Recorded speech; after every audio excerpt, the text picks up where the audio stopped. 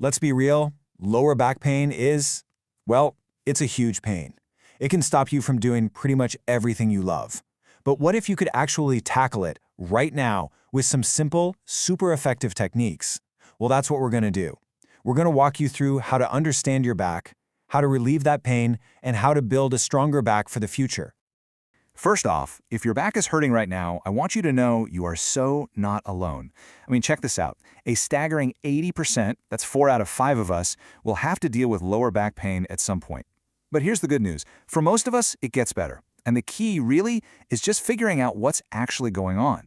So when you look at back pain, it basically falls into 2 big buckets. Over on the left, you've got musculoskeletal pain. This is the common stuff, right? It's mechanical trouble, like a strained muscle, a tweaked ligament, or an angry disc. This is what we're going to focus on. Then, you've got the other kind, pathological pain. This is when the pain is actually a symptom of something deeper, like an infection. We're definitely going to talk about how to spot the warning signs for that later, because knowing the difference, super important. Okay, before we dive into any exercises, we gotta get the philosophy right. This is the why behind it all.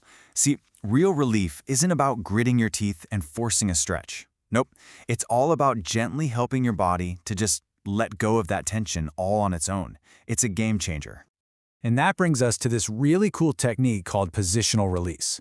So instead of, yanking on a tight, angry muscle, you do the complete opposite. You find a position that's super comfortable, one that puts that muscle on slack. It's like you're giving the muscle permission to just chill out and reset itself. Yeah, this quote right here, it just nails the whole idea. You're not fighting your body, you're working with it. You find that sweet spot of total comfort, you hang out there for a bit, and you let your own nervous system do all the heavy lifting.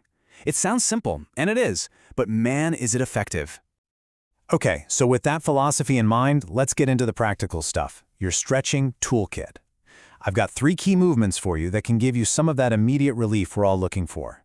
These target the most common problem areas and just get things moving again, gently. First up is the lumbar rotation. So you're on your back, knees bent, and you're just gently, slowly letting your knees rock from one side to the other. The trick here, and this is important, is to try and keep your shoulders kind of glued to the floor. What this does is it gets some safe, gentle movement back into your lower spine, which is exactly what those stiff muscles need. All right, next up is a big one, the piriformis stretch. Now listen to this. This little muscle deep in your hip, it's tight in something like 9 out of 10 people with lower back pain. It's a huge culprit. And this classic figure 4 stretch is pretty much the best way to get in there and tell that muscle to finally relax. And number 3 in our toolkit, the hip flexor cobra.